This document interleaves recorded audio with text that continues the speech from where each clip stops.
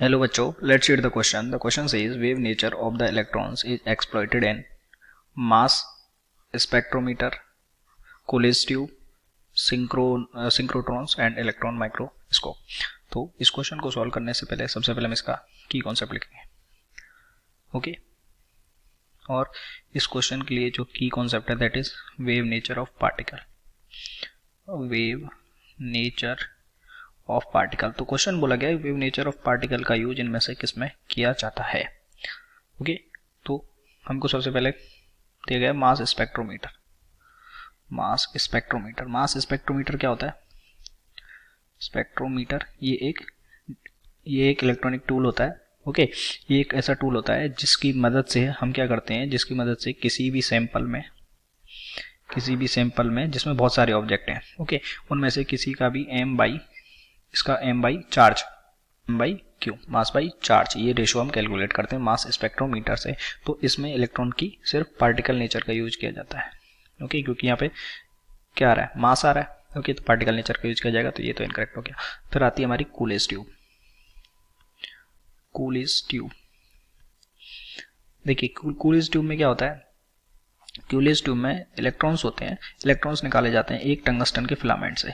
Okay, इसको heat करेंगे तो यहाँ से क्या निकलेंगे, इलेक्ट्रॉन निकलेंगे. यहाँ से इलेक्ट्रॉन निकलेंगे और इसका जो एक एनोड, इसका जो कैथोड होता है और एनोड होता है, इन दोनों के बीच में जो पोटेंशियल है वो क्या रखा जाता है, बहुत हाई रखा जाता है. और फिर फाइनली इससे क्या निकलती है, एक्सरे निकलती है.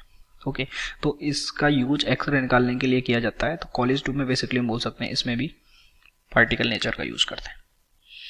Okay, if we talk about the third one,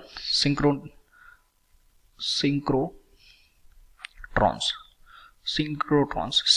क्या होता है, बेसिकली ये एक मशीन होती है और हम बोल सकते हैं ये बहुत ज़्यादा, मतलब एक इसका जो साइज होता है वो क्या होता है, वेरी लार्ज साइज.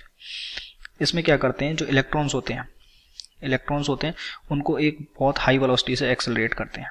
ओके, बहुत हाई वेलोसिटी से एक्सेलरेट करते हैं. एक्सेलरेट करेंगे तो जो इलेक्ट्रॉन्स होते हैं वो मैग्नेटिक फील्ड से डिफ्लेक्ट होते हैं. मैग्नेटिक फील्ड से डिफ्लेक्ट होते हैं तो वो एक बहुत ही ब्राइट लाइट के रूप में दिखाई देते हैं. और इनको एक्सेलरेट करते हैं लगभग वेलोसिटी 3 × 10⁸, यानी कि लाइट की वेलोसिटी से, मीटर पर सेकेंड. तो ये ब्राइट लाइट निकलती है और लेटर इस ब्राइट लाइट का यूज हम करते हैं रिसर्च में.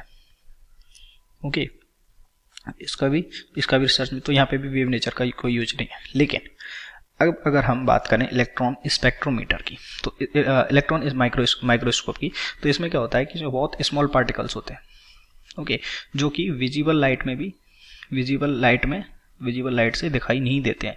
तो उनमें क्या करते हैं हम कि जो इलेक्ट्रॉन्स होता है, कोई भी जो पार्टिकल होगा उस पार्टिकल के साथ एक वेव एसोसिएटेड रहती है.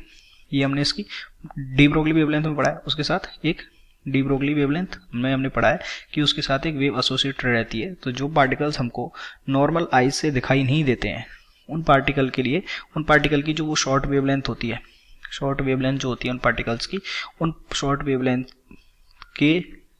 शॉर्ट वेवलेंथ जो उस पार्टिकल के साथ एसोसिएटेड होती है, उसी शॉर्ट वेवलेंथ की वजह से उस पार्टिकल का पता लगाया जाता है कि यहाँ पे पार्टिकल प्रेजेंट है या नहीं है. यानी कि पार्टिकल की जो विजिबिलिटी है वो जो कि नॉर्मल लाइट में नहीं है, तो उसकी शॉर्ट वेवलेंथ का यूज करते हैं हम उस पार्टिकल का पता लगाने के लिए इलेक्ट्रॉन माइक्रोस्कोप में. तो यहाँ पे इसकी कौन सी नेचर यूज हुई है, वेव नेचर.